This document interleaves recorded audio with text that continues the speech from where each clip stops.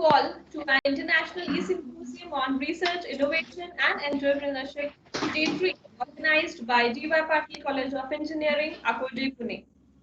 It is not about the technology, it's about sharing knowledge and information, communicating efficiently, building learning communities, and creating culture of professionalism. So we are blessed to have with us the distinguished speakers all the way from Spain, India, and London. So to start with the second session, probably the last session of day 3, I invite an inspiring personality, Dr. Vinay Kulkarni sir, Head of Mechanical Engineering Department, D.Y. Patil College of Engineering, Akudi, as the session chair. Welcome Kulkarni sir.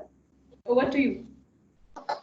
Thank you very much, Sonam madam, and it's my pleasure and honor to welcome our international guest today. Good afternoon, India, and good morning to Spain.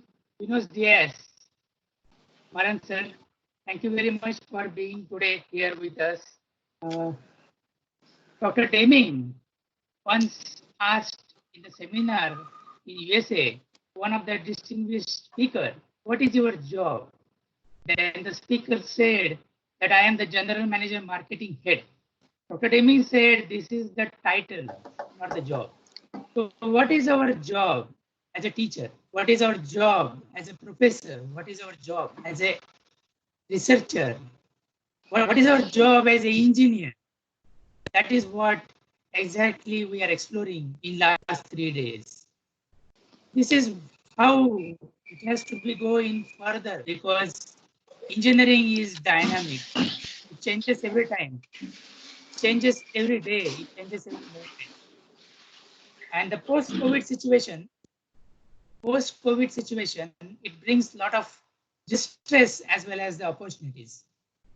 The collaborative learning and also the various joint approaches with machines even can be explored further. And I think this is exactly the theme of today's our afternoon session. I welcome Mr. Manu Herran from Spain, Dr. Abhijit Kumar Mithya sir, Senior Scientist, CSIR National Meteorology Laboratory, India, and Professor David Wood, Chair, London Futuristic Board of Director, Singularity Net, London, UK. During this session, I'm sure that all of us will demonstrate active learning, active participation, and at the same time, there will be a lot of key takeaways. Starting with the session number 1 of the afternoon, with speaker number 17, Dr. Manu Herran, the lead researcher in science research from Madrid, Spain.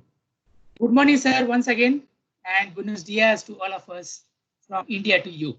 The brief introduction of Manu Herran sir is like this, that he is a computer engineer and program creator of artificial life simulations, genetic algorithms, evolutionary algorithms.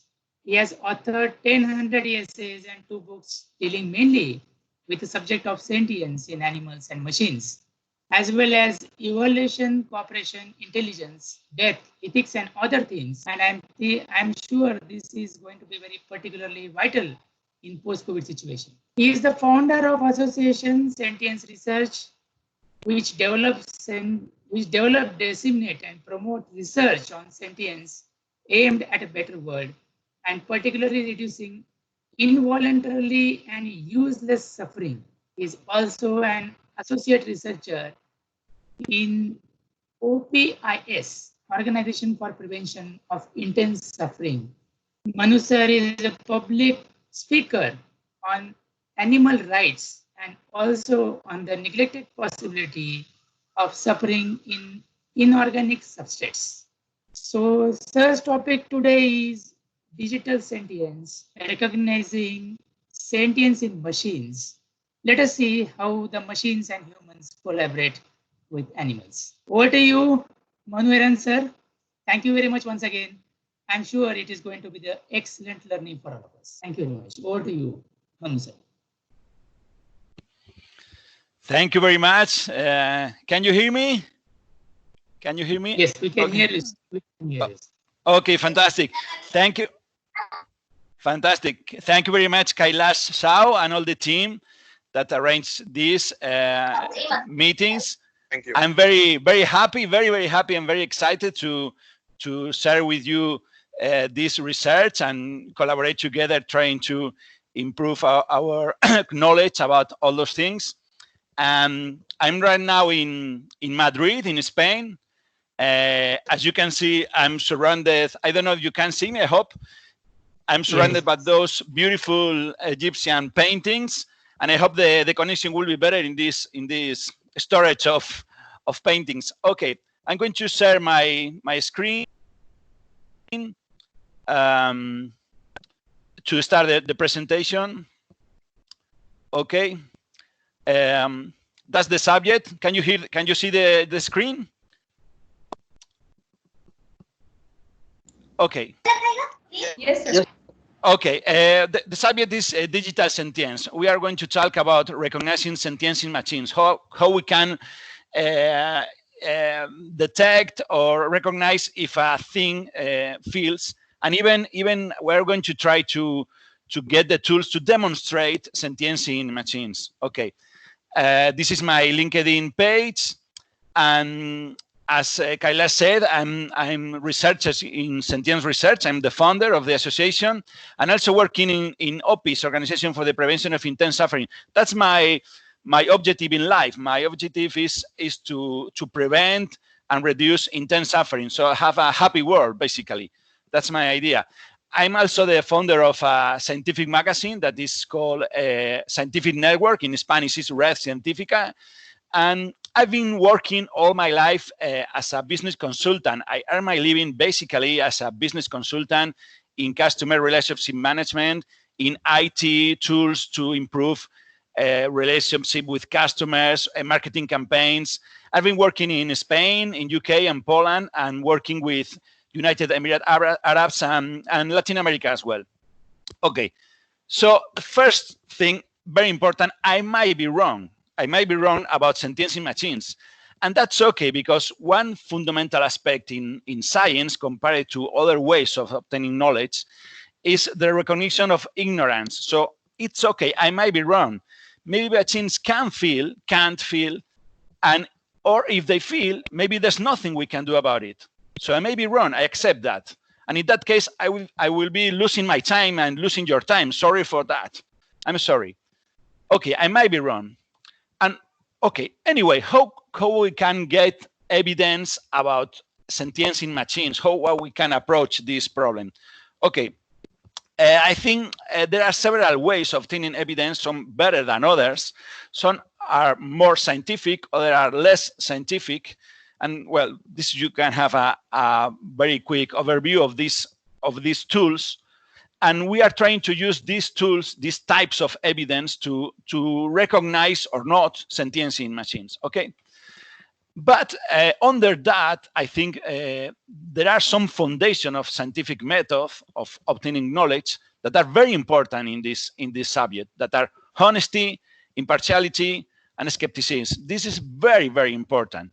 To be skeptical, for instance, of our own theories and intuitions, and be skeptical from other theories and intuitions.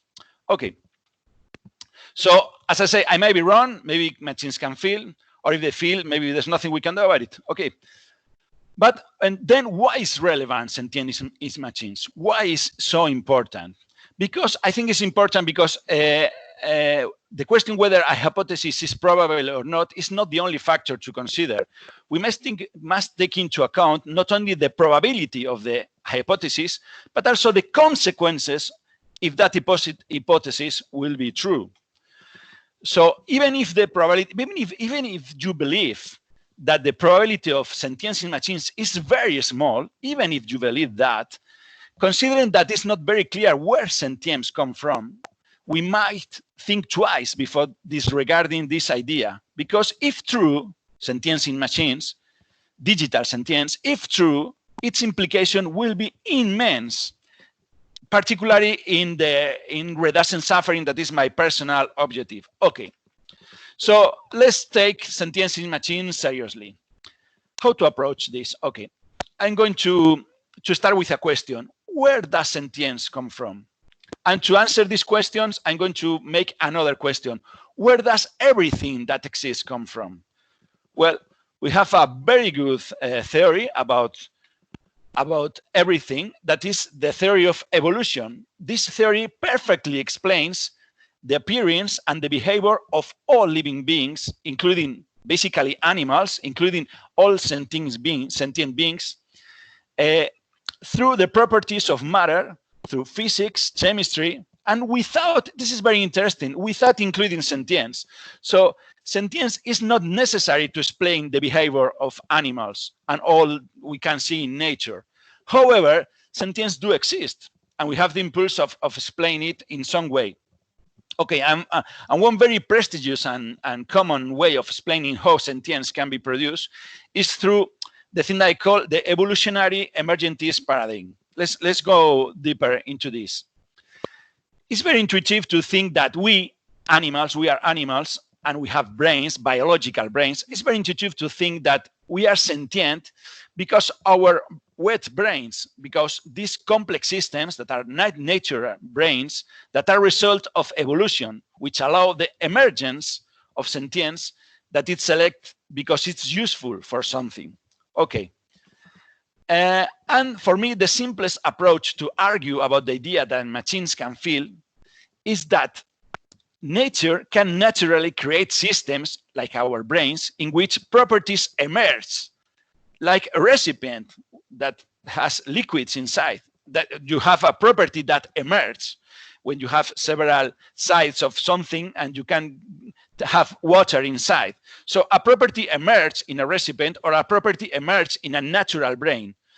But this not imply that the only way to create recipients or sentient brains is by forces of nature, because humans can create systems in which properties also emerge. So if something emerges naturally, possibly it can also emerge artificially. That's the idea. This is another analogy, another metaphor that's more or less the same. I'm going to go quicker. So we have basically, we believe in this emergentist paradigm, we have basically two conflicting ideas here. Is sentience useful or is just inevitable?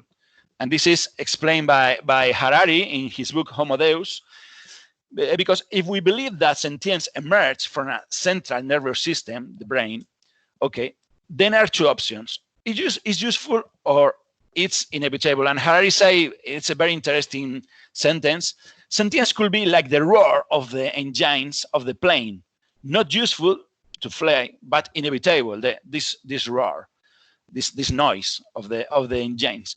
So let's go deeper in this. The central nervous system acts on muscles, okay? With our brain, we control our legs and our arms, okay? And the rest of the body also sends information back to the central nervous system, okay? All those are material things. Okay, but at some point, this paradigm said that the central nervous system produced the emergency of sentience. So now we have an experiential thing, a feeling, okay? And the question is this useful or just a subproduct?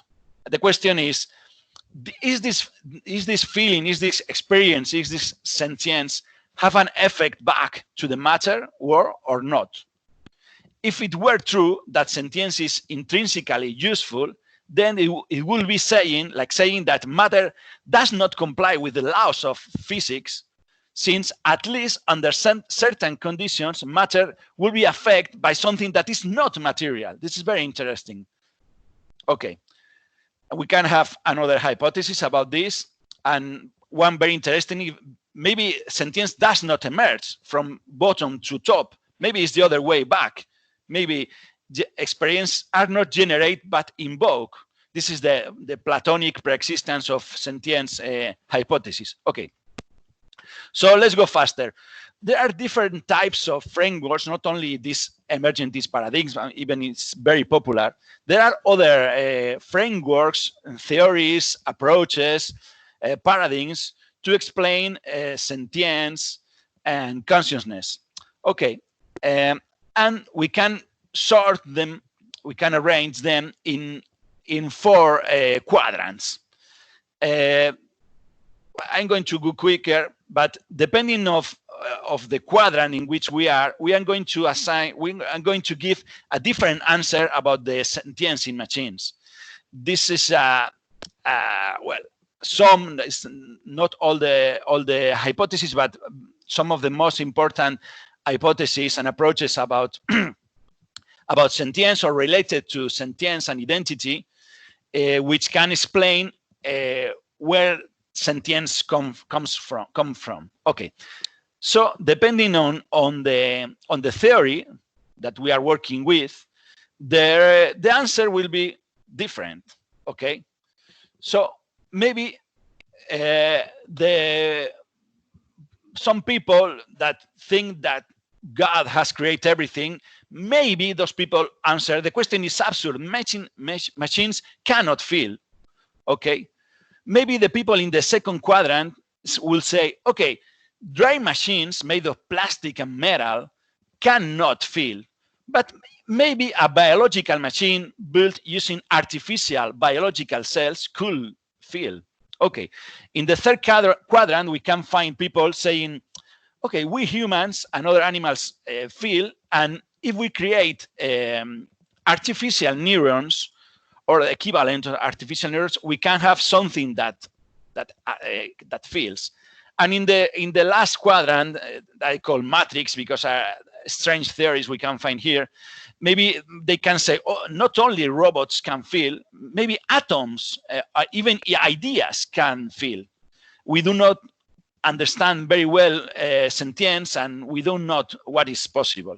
Okay, this is our possible answers. And let's go deeper into how to demonstrate sentience. I'm going to talk about first some methodology, how to address the problem, and then 3 ways to solve the problem that are theories of sentience that I have introduced before. Another ways to solve the problem of sentience is similarity. We can call this induction.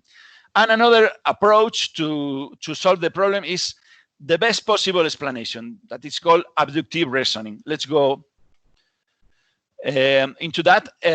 First, I think in philosophical ideas, we cannot easily make predictions. It's very hard, but we can prove and demand philosophical hypotheses to have, in relation to the proposed idea, clarity, internal coherence, compatibility with evidence, with observations, with experiences, to have explanatory capacity and leave out accessory or arbitrary elements.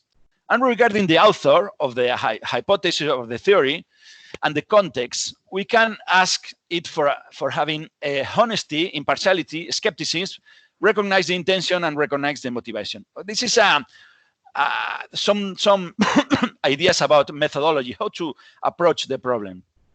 And let's go deep into how to solve the problem particularly. First of all, theories of sentience. This is very easy. If we already have a theory of sentience in which we believe, okay, use it to predict. Okay, but here we have a problem. How can we know which theory of sentience is the correct one? Okay, we have then to solve this, we can do 2 things. Test the predictions of the theory in the real world, and we can also test the prediction and consistency of the theory in a simulation. This is my suggestion. My suggestion is to use computer simulation. This is the tic-tac-toe I developed some years ago. This is a rule system, and we suggest to do 2 questions about systems like this expert system or rule system. Is this rule system capable of feeling? Is there someone in that computer simulation? And the other question is, can computer simulation of theories of sentience help us to understand it? I think yes. The second question, the answer will be yes. This is another computer simulation that I have developed by myself. This is a world of ants and plants, artificial life world. And I think these visual simulations, if we use them to represent theories of sentience, can be used to understand and evaluate the different theories and metaphysical hypotheses in relation to sentience. In this way, we could have a more precise idea of how much sentience is out there, and and this will be very useful to be more effective in reducing suffering. That is my personal objective. This is another simulation. This is another system that is called evolutionary algorithm, in which the pieces of code evolve with mutations, with recombinations, and so on. Okay, so going back to theories, to the ways of demonstrating sentience. One is the use of theories. The second one is using similarity, because we find out if someone or something is sentient with similarity with ourselves, with myself, in fact. We find similar exterior appearance, similar internal constitution, behavior, the origin. We share an evolutionary origin, similar genetics or genetic proximity, or similar utility of this sentience. Okay, this is other way of recognizing sentience. We start with the maximum evidence. I feel, therefore I exist, and then we make some sort of interpolation between individuals with similar appearance, similar behavior. If it looks like me and behaves like me, probably it would feel like me. This is very simple to see in other mammalians and in animals in general. And interpolation between species, if you have been created like me by evolution, you will feel like me, okay? Or utility.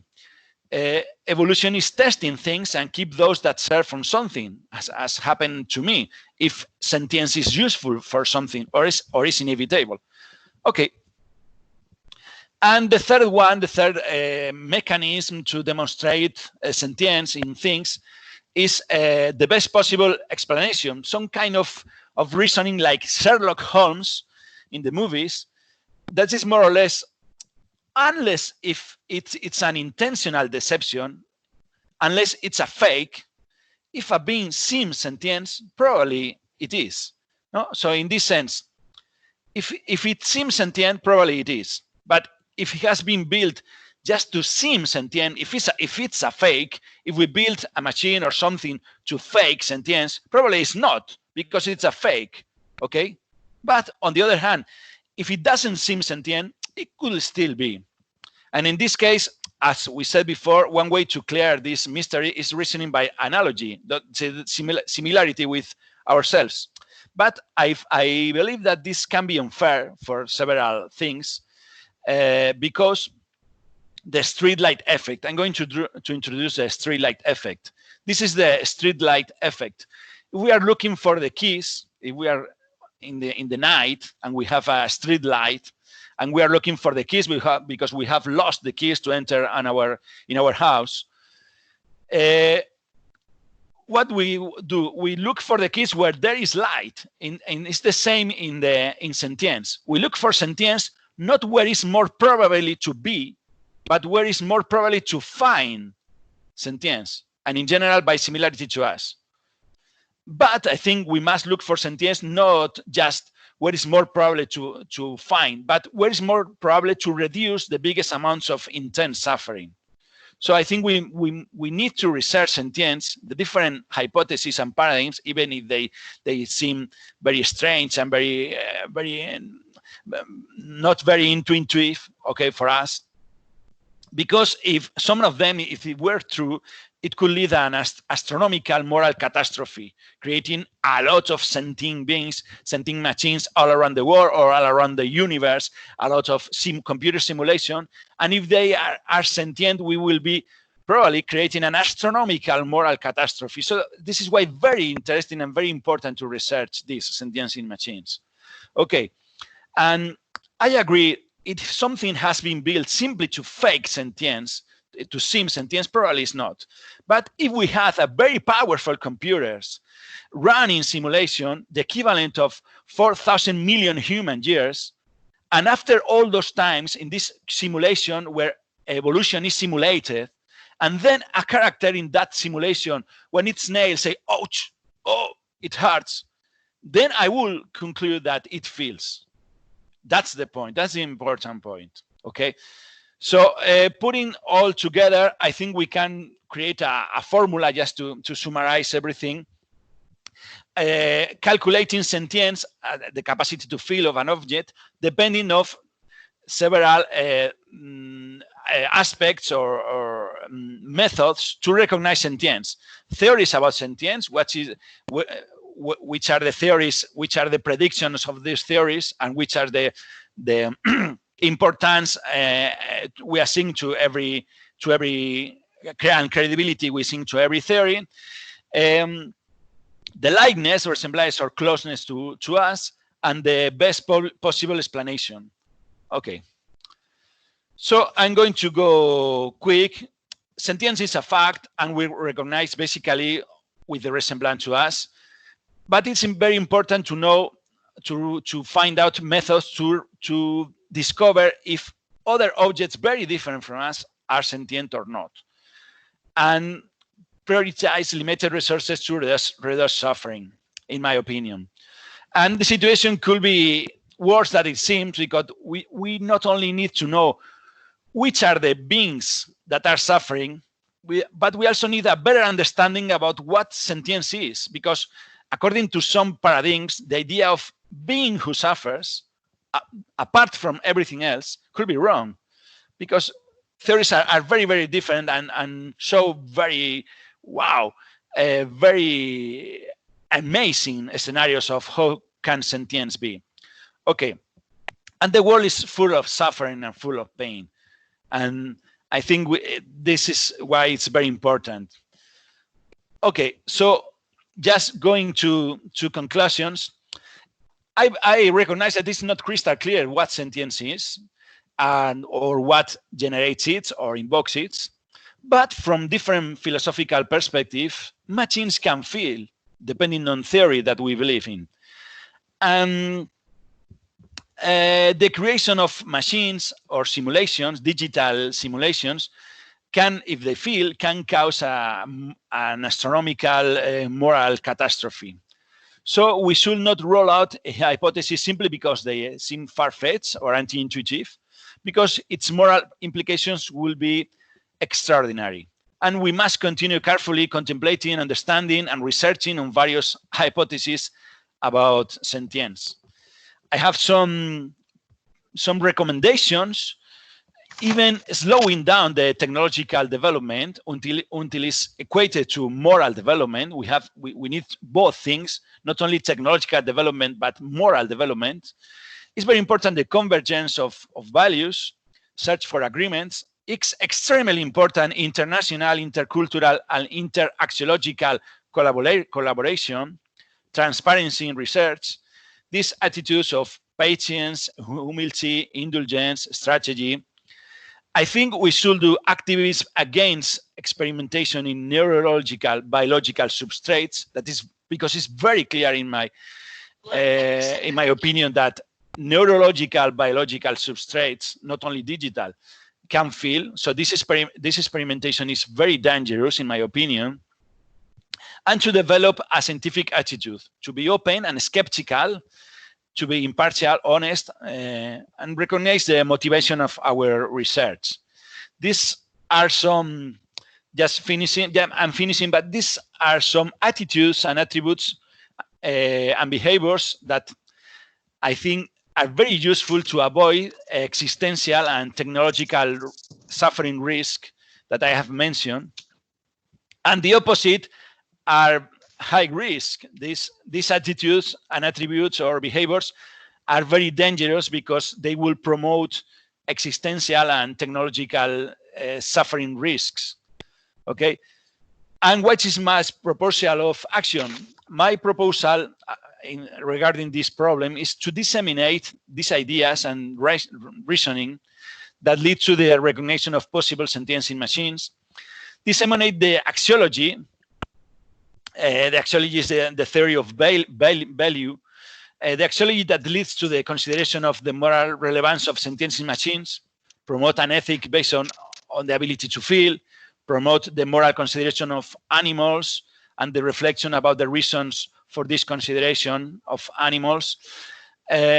Work on defining a strategy against experimentation in biological substrates, and promote research on sentience for instance, as I have said, the creation of visual simulation hypotheses of theories of sentience for validation of these theories. And that's all from my side. Thank you very much. Thank you very much. Here you have my personal website and the website of the organizations I'm working with.